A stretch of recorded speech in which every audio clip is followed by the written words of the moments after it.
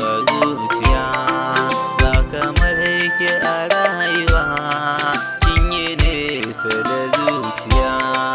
Sai yaushe za ki dawo, sai yaushe ne za ki dawo.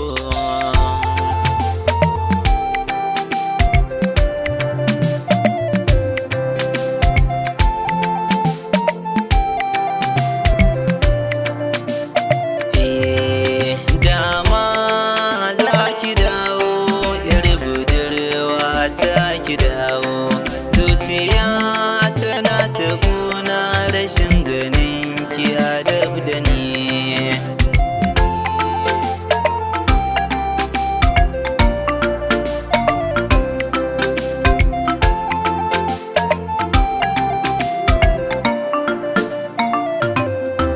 Assalamu alaiki ya yar budurwa, gani gunki na saka ki a zuciya, ke ce kaɗai zana baiwa mulki.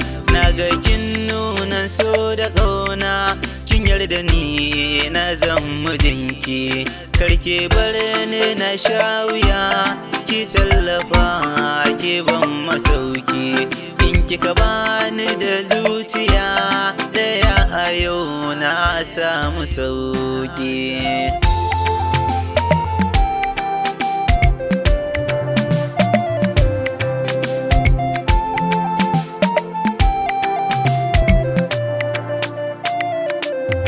Ya zaki yau nesa da ni, bayan da sanki a zuciyata. Kin sani mun shaku da juna, hakan ki zuciyata wahalta. Karke manta da alkawar mu kai da juna ba mugunta. Banda guri da ya huce na mallake ki zan matata. Ba kamar ki a duniya, kin yi daban a ciki na mata.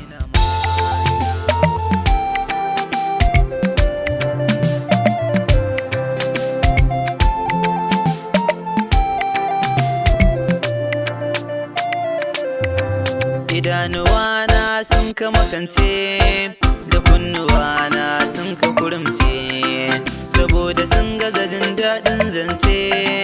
Na sashi ba ta ƙarshen zance, ina jiranta ne ta ɗan lamunce. Na je gidansu ne a can me zance, da zuciyata kin kasirce. In kika bar ni na faɗa mutuwa ce, da ke kaɗai ne zana mince. A zuciyata babu kalarki.